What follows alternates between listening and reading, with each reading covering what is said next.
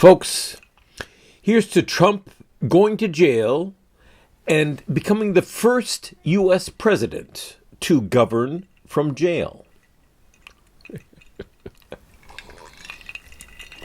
We'll see. We'll see whether that happens. This is just, I'm so mixed on Trump in general, and specifically this news that the Democrats, I think it was mainly the Democrats, managed to get an indictment to put him in, to take him to court and threaten him with jail. Okay, so the grounds for the indictment itself are pretty flimsy and kind of stupid. It's so weird. They had to really look. They had to really be creative and try to look and find some law that he broke. And that in itself, I mean, you would think for Trump's reputation, you would think, he's a criminal, he's evil. He should be, it should be easy to indict him, but it's not easy to indict him. He doesn't actually, break the law in most cases. So this is what happened was, Stormy Daniels, a prostitute, or a stripper, or slash prostitute, whatever. She had sex with Donald Trump. He paid for it, and she threatened, or in some way had an opportunity to go to the press, come out in public during the 2016 campaign, and to vilify Trump and so Trump said, okay, look, if you don't do it, I'll pay you. I'll compensate for you for not doing it. And so she took the money, and then she came out and said it. Okay, so that's fine. But the money that Trump gave to her, that's called hush money. That's not illegal. It's not actually illegal. It's a business transaction. She says, I'm going to publish this. And he says, don't publish it. I'll give you money not to publish this. And so, if you guys came, and I'm making this offer right now, if you guys come to me and say, I'll give you a certain amount of money not to publish your next book, or not to publish your next video, or your next, the poem on TikTok, I would take your offer, depending on how much it is. I would take your offer seriously. And let me tell you, I'm cheap. So you could probably stop me from publishing the next whatever it is I want to publish for a very small amount. I'm just saying, I don't want to encourage anyone. I don't want to encourage you, to offer me money to shut up. But I'm cheap. You can buy me. I'm on the market. You can buy me cheap. And the reason I'm so cheap is because no one wants to buy me. Anyway, okay. So the hush money itself is not illegal. It would be illegal if Stormy Daniels was supposed to, make a statement in court under oath, and he offered her money to lie under oath. That's illegal. But it wasn't under oath. It was just talking to the newspapers, talking to the Democrats and giving the Democrats what they need to, in a campaign to try to vilify Trump. That's all it is. That's all they were doing. So that's legal. But the way he did it is he funneled the money through to a lawyer who was working for the campaign, and the money, and so somehow the money got involved with campaign funds. And so that in the campaign financing, of course, that is strictly regulated. When you get money, donations to run for president or run for any office, there are certain rules designate how you can use that money, and it's very strict. People say, it's all about the money, and these politicians are getting so much money, but it's actually very strictly regulated in truth. And so somehow the money, the payoff to Stormy Daniels got involved with a lawyer who was on the, taking money from the campaign. He was working for the campaign. And so somehow that got involved. And so he broke some kind of a campaign financing law. It took a genius to figure that out, to figure out a way to get Trump. And they've been trying it for years, and it's just, I don't know, man, if you have to put that much effort into trying to find a way to get some kind of a legal case against a guy, maybe that other guy is better than you are. Maybe you should say, I'm on the wrong side here. I mean, if it's that difficult, if you really have to go that far, I mean, yeah, I don't know. It's just the whole thing leaves a bad taste in my mouth because it's clearly politically motivated. Okay, and the thing is, I would assume that the purpose of the whole thing is to try to put Trump in jail, so when it comes to the next election, Trump will be in jail and he won't be able to do his rallies. And people maybe voting for him will think twice about, do I want to vote for a president in jail? And I think that's the thing. But that's kind of the martyr syndrome. I think probably if he is in jail, that would probably motivate people to vote for him that they may not have voted for him in the first place. I mean, I include, and by the way, I'm one of those guys. I mean, I would really think twice about voting for Trump, but if the Democrats manage to put him in jail, then there's something in me that says, that's not, I want my presidents to be elected or not elected based on their politics, based on their policies, their platforms. I want people to go to the polls and vote for Hillary Clinton because they want Hillary Clinton. And that did not happen. I voted for Hillary Clinton. I wanted Hillary Clinton. All my liberal friends did not like Hillary Clinton, so they voted for, Jill Green, or the Greens, Jill, whatever her name was, of the Greens, and so therefore, Hillary didn't have enough votes and failed, and Trump was elected president, and that's just the way it is. That's democracy. The people decided. The states, there were more states in favor of Trump than there were in favor of Hillary Clinton. And that's democracy. And so it's like the Democrats know they can't beat Trump if he comes back in 24, just on the basis of voting. And so they have to try to get him otherwise. And that, to me, all the alarm signals goes off and say, if the fact is that they need to put him in jail because they can't beat him in the polls, then maybe he's the better candidate. Maybe he's the guy we should be voting for. And there's this thing, I got to say, I like the idea of being around when, for the first time in history, a guy in jail is voted for president. And again, let me make it clear. You can vote for a president who's in jail. A candidate who is in jail can still run for president. It is possible. There's nothing in the Constitution that stops you from running for president if you're in jail. That's a democracy. Democracy says if you vote for him and enough people, vote for him, then he wins the election. It doesn't matter who he is. It could be Jack the Ripper. It doesn't matter. The people vote, and it's what the people want. And it really can go bad. I mean, it really can go in the opposite direction. I'm here in Germany. I'm in Berlin, man. I mean, in 1932, 1933, the Germans voted, in 3 elections, 1 election and 2 re-elections because it didn't work, for Hitler 3 times, and Hitler won each election. And finally, after 3 elections, the president, who was the administrative president, the governing president who makes these decisions, he said, I have to give Hitler make him chancellor because he was voted for. He was the most popular candidate in all these elections. In 3 elections, they voted for Hitler. And he didn't have the absolute majority, but he was the most popular candidate.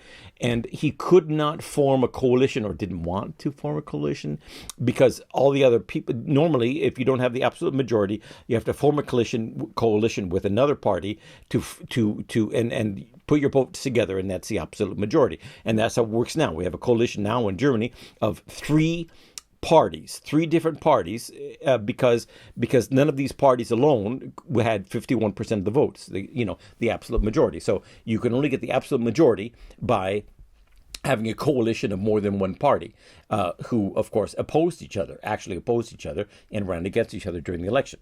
And so that's what happened in 1932 and 1933.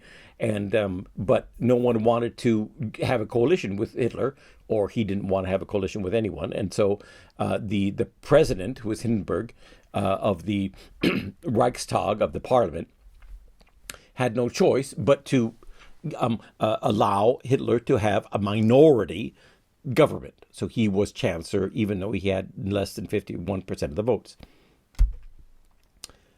And so, according to their system, the Germans voted democratically for the man who destroyed their democracy, and they knew what they were doing too. They did not want democracy. They wanted to destroy their democracy, and they voted for it, and that was a democratic decision. So there you go. So, if America democratically doesn't want Hillary, then they don't want Hillary. If they democratically vote for Trump in 2024, even though he's in jail, that's a democratic decision. Think about that.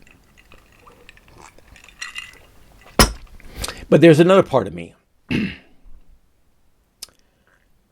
that just wants to live in interesting times. I just want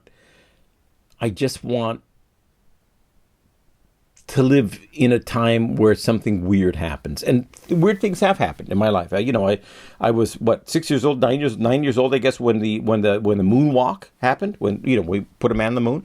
I was in Germany. I wasn't in Berlin, but I was in Munich, in Germany, when the wall came down. That the end of communism, the destruction of communism. Those were big things. The end of Vietnam, big thing. Afghanistan, the Iraq wars, big things. Those were big things. And, I saw big leaders come and go. Merkel in Germany was a big leader. She was great. She was a great leader. Thatcher was a great leader. Reagan was a great leader. Obama, I loved Obama. I would vote for him again right now. A great leader. But I also want to see the weirdness. The weirdness of our lives. And no country does weirdness better than America. America does weirdness good. You could not have a TV star, successful businessman, but, kind of slimy, mistrusting businessman. The kind of businessman that you don't want to be in business with, but maybe you have to, if you're building hotels, if that's your business. Win the presidential election with no political experience whatsoever and no reason to, and frankly, he wasn't as bad a president as people thought he would be. A lot of his immigration policies are now being used by Biden because they made sense, and he was right. Trump was right in a lot of things. And I did not see that coming. I didn't see coming that he would win. I didn't see coming that he would be a serious, more or less serious president, even though, all the bullshit always comes out of his mouth. And if it happens that he gets indicted, and I know he has been indicted, but he's found guilty of some kind of crime and he goes to jail, he probably won't go to jail. Probably there will be a fine which he will pay. I think that would probably be the thing. But if he were to go to jail, and he would run for president from jail, I think a lot of people out there would vote for him, and I would be very tempted to vote for him too. I got to tell you, just because I've never voted for a president in jail before. That's funny.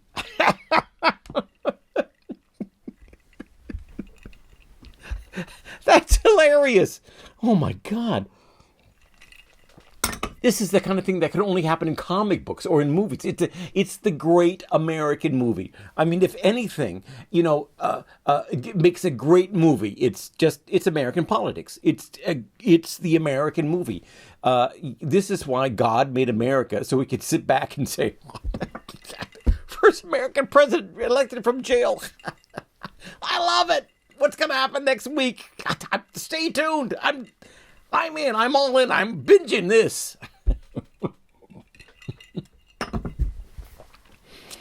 Man, No, I would do it, and I got to tell you, but see, but you know what, and this is what there was a thing in the New York Times. Okay, well, hold on, okay, hold on. I'm getting ahead of myself, and by the I also want to talk about this also, by the way, this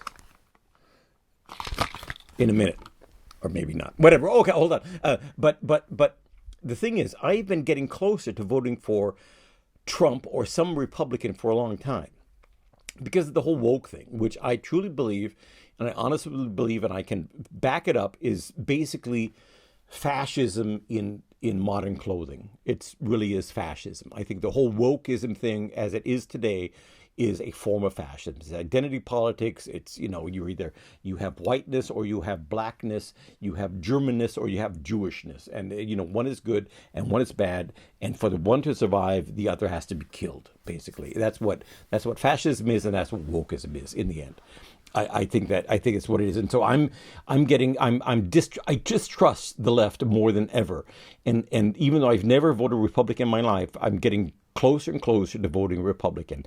And now, with this coming election, and we're talking about the presidential elections, of course, not on the election at the state level are probably more important, but I'm so out of state politics that I don't know what's going on. I only follow the presidential politics. So on the presidential level, on the federal level,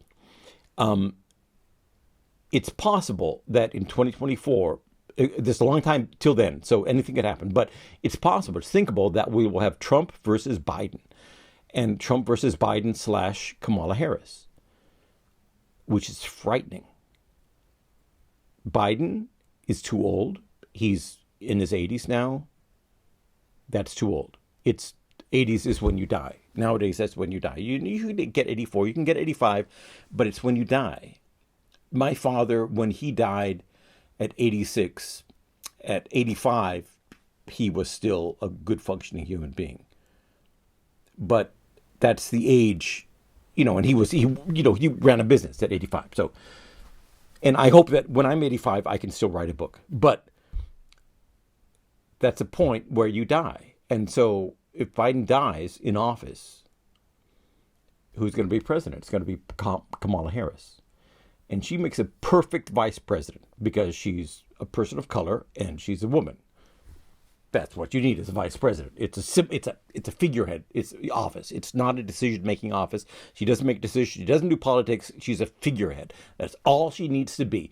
And the history of vice presidents has been full of people of idiots as vice, like Dan Quayle. They've been fine. They've been good as vice presidents, but to think that they would be someday president is just frightening. Is a frightening idea, and the idea that Kamala Harris will be president is frightening. It's not. This is not something that I would want. So, if it comes to Biden and Harris versus Trump, I don't know. I don't know that I would vote for Biden. That would be a problem. And then if Trump is in jail, just for the novelty of voting for a president who's in jail, I would probably do it.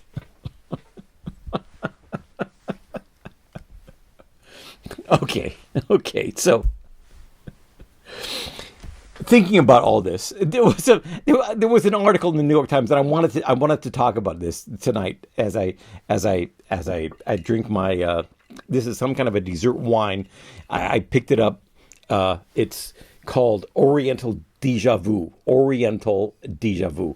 And it's just some kind of a dessert wine with there's a little bit of a ginger in it, which is interesting, and it's some crappy. I'm going to have a headache in the morning, but still, I'm still drinking it because I love horrible, weird drinks, and it's horrible and weird.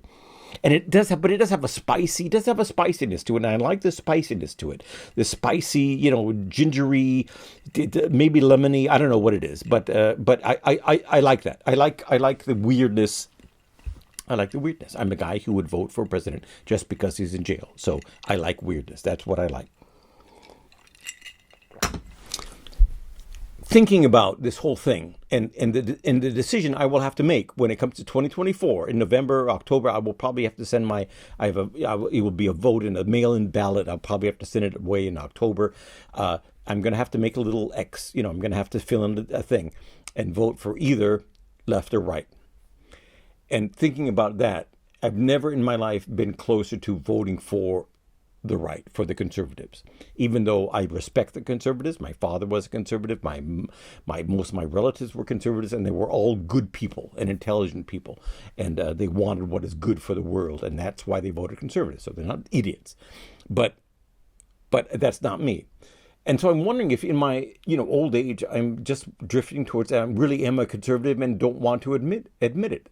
That could be true. Maybe I am a raging, crazed Republican, gun nut, anti-abortion, destroyer of worlds, and I just don't know it. So there was an article in the New York Times by Richard Roth Douthat, an opinion piece, and he looked at some studies about Republicans and Democrats, and he looked at kind of the feel that you have as a Democrat or Republican. As you know, politics are not really about policy; it's about what you feel and your feelings. And let me see if I can find it. Oh, I wrote down some notes. Let me find. He said, and there were various studies, and studies show again and again that there is a feeling of life, a life quality, a lifestyle that Republicans have that is different from what liberals have. Conservatives feel personally happier than leftists, but at the same time they are more politically discontented. They're unhappy about politics, the way politics are, more than liberals. But they claim that they have greater contentment in their private lives. It's according to polls. The leftists, on the other hand, are more institutionalist. They have greater trust in institutions. And that's true. To be a socialist, you have to trust the institution of government to be fair to you and to make all the right decisions. So the left, and that's my main problem with the left, is that they believe that an institution, that a government will, be fair and righteous and good, which is stupid. It's not going to happen. And we've seen that in, the fall of communism, is because as soon as you have an institution having too much power in government, government is just, goes to crap because these guys are idiots. And, I would not want, you want an institution, you want to give more power to government. Neither Biden nor Trump, I would want to give them, power over me and let them make my decisions in my life, on decisions over my family and my children or whatever. I would never, that would be a nightmare to have either of them, even though I voted for Biden, to let him have more power than he has now and to, make decisions, over me. In my personal life, that would be a nightmare. But the left tends to be more institutionalist, okay? And that's also, I see that in Germany also. The left is very, very much, they're always against the church, and they're always against, business and the economy. And they say, well, everything that church does, teaching morals, the state can do that. And everything that business does, making, jobs, the state can do that. And they want the state to do everything. And they're like idiots because, here in Germany, you look at your history, it wasn't the church or the business world that started the Second World War. It was the state. It was Hitler. It was that you give the state too much power, and disaster follows. You don't do that. Okay, so the left is more institutionalist. The left is more invested in experts and establishments. Okay, so they trust experts, especially if it's their experts. Okay, and the third thing is that the left is more shadowed by unhappiness and mental illness. So the left tends to, and these are studies, those are real studies. They ask you, how do you vote, right or left, and has a psychologist ever told you that you have to take drugs? And that's what so I'm segueing into this. Okay, so has a psychologist ever tell you that you have a mental illness and you have to take drugs? And the left, people who identify as the left, have 20% more likelihood to answer, yes, I have a mental illness. Think about that. Okay, so I wrote these down. I wrote them down on a piece of paper here. I want to check them off. I want to see if I have always identified as being slightly left of center, somewhat left of center. So I believe in capitalism because I was here in 1989 and I saw that, the downfall of communism, and I'm intelligent enough to realize that it doesn't work. Folks, come on, Jesus. Okay, but at the same time, I'm for, the traditional liberal values, which is, if you want to be homosexual, be homosexual. If you want to, marry, three women at the same time, marry three women at the same time. If it's all consensual, you can do it. You can do what you want to be. That's my, and also I believe in some kind of,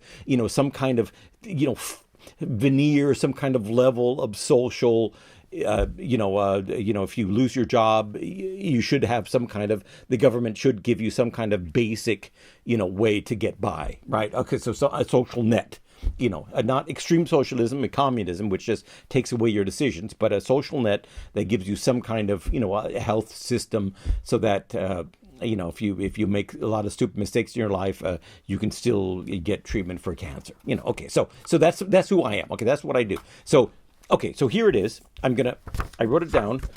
Conservative, and leftist. Okay, so how many points do I get on each side? The conservatives say they are personally happier than leftists. They say happy from 1 to 10. The conservatives say 7, 9, and the leftists say 2, 3, whatever. So the conservatives identify as happier.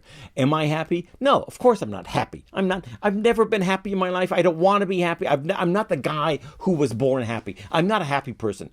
There are moments, and I cherish and want more moments of happiness. So, brief sparks of happiness. But as a basic thing, am I happy? No, I'm not that guy. I was born to be unhappy. That's who I am. Okay, so that goes to who's the unhappy one. Conservatives are happier, so that's left. One stroke on the left. Okay, and conservatives are more politically discontented. I am discontented politically, but I'm more completely. Nowadays I'm more politically discontented with the left than I am with the right because of wokeism. But yes, I am very political. I see if this goes on the way it is going, this politicization of things that should not be political. That's fascism. That's heading into fascism. So I'm on. That makes me conservative. So that's one stroke for conservatives. So it's not 1 to 1. Hold on. Conservatives they claim greater contentment in their private lives. Contentment in my private life. Am I content in my private life? No, not at all. I never have been. It's like being happy. I'm not content in my private life. I'm striving constantly for something else. I'm very discontent. The winner of my discontent is my entire life. So that is the left. So it's now 2 to 1 in favor of the left. Now we're going to the left side. Lefts are more institutionalist. They trust institutions. I do not trust institutions. Seeing my experience here in Germany, this trust, this blind faith in institutions. It's like, you're in a fairy tale and you have the wise king in the fairy tale. And that's how they see their institutions. They want the state to be the perfect state. They're always looking for the perfect state, and they think that it's possible. I don't think it's possible. I think institutions should be they should not be as limited, I think, as some libertarians or conservatives want. I don't believe that. They should have some power, and I even the power to cause a lockdown and the pandemic. I'm fine with that. I have no problem with that. I'm not so, but. Am I institutionalist? Would I describe myself as institutionalist? No. So that's not left. That is conservative. So now it's 2 to 2. It's 2 to 2. Okay. So now the left says they're more invested, according to this article, left are more invested in experts and establishments. Invested in experts and establishments.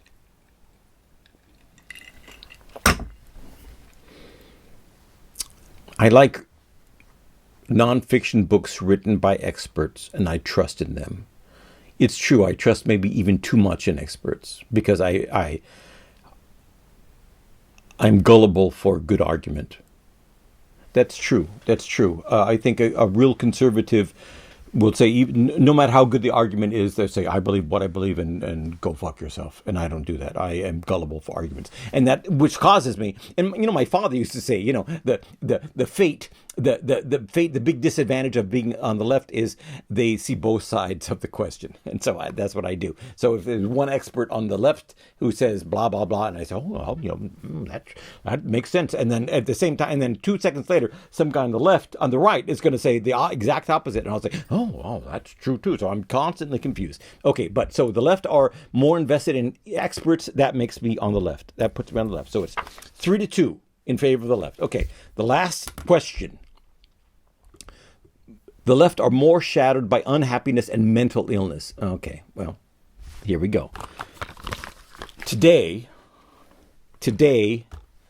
I finally got, after fighting for months and months and trying to figure it out for months and months, I finally got I got the appointment a couple of weeks ago, but I finally went to an appointment today with a psychiatrist. And I said, I have been told by a therapist and by a doctor that I may have symptoms of ADHD,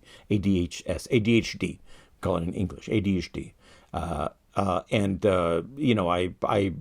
procrastinating. I can't concentrate. I jump from one thought to the other constantly, as you see in this video, and all these things. And he said, well, okay, well, I get it. It could be true. Take this test. And I took the test and I wrote it down. And he said, well, it looks like you probably do have ADHD. So I've been looking for this diagnosis for some time, because since it's been suggested to me that that's what I do. And then thinking about it, I realized, all these things I've been postponing, all these great plans I have that I've been wanting to do and then not getting around to do it because some other idea pops in my mind and I do something else and I go over here and then I get exhausted and I say, I'll do it tomorrow, and, and whatever, all these bad habits. And there are, if you make a list of bad habits, bad, behaviors that people with ADHD have, I have 90%, 80% of those behaviors. So, and I don't want to go, there's no need to go into, talk about it now, but it's true. And I passed the test. I passed the test with flying colors. And he said, yeah, you probably are mentally ill. But I'm high, I'm a high functioning. I function mentally ill. I get by. I just cannot reach my potential. I just can't do what I really want to do. And I can't have any feeling of fulfillment in my life because I can't get to where I want to be. Okay, so he said, why don't we try it? I'm going to give you some drugs. These are real drugs. This is speed. It's speed. I picked it up today, and I'm going to try it tomorrow morning. Start at 5 o'clock in the morning. It lasts 13 hours, so it'll go during the day, and I'll see what happens. This is a low doses. So we're starting out with low doses. We'll see how it happens. I may, maybe there's no reaction at all. Maybe it's the whole idea is stupid. Maybe I'm just an idiot. That's possible.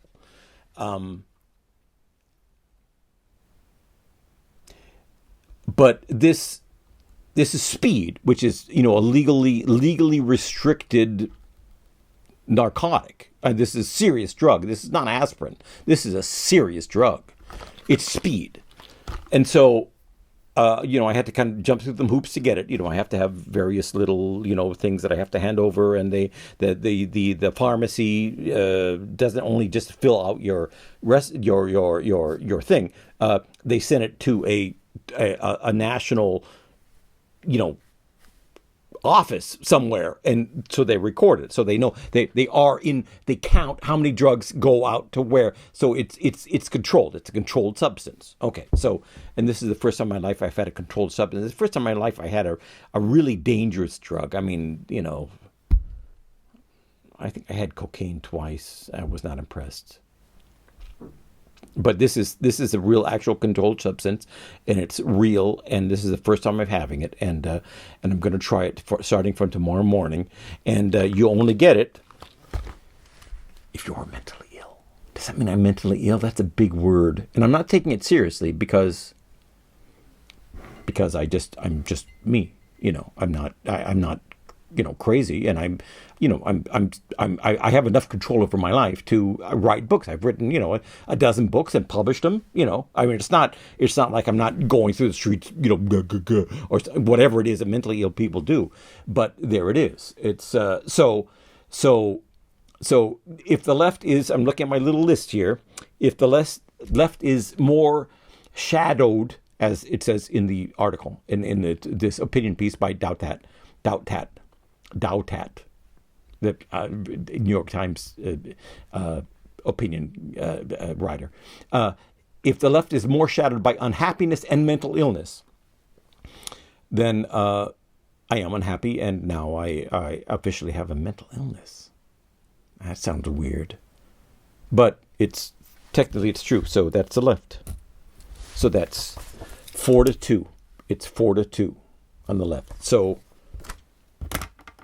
all you guys are thinking, he's a raging Republican conservative asshole.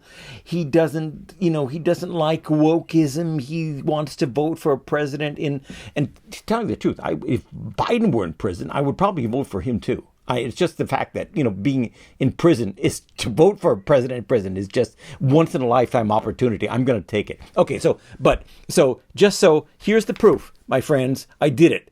I tend toward the left, and that's actually 4-2 is actually double. So that's actually quite far on the left. I thought I was less on the left. I slightly toward the left, more toward the middle, but I'm okay. So there we go. Now it's official. So stop getting on my case. I'm a leftist, as morally correct people should be. I'm on the right side of the law. And when it comes to vote in 2024, we'll see what happens. Folks, I've been babbling on. It's Friday night. I've had a weird week, and this whole thing with this drugs has made me crazy. And I'll tell you next week how it works out. I'll try these pills, one pill every day for the next week, starting from tomorrow.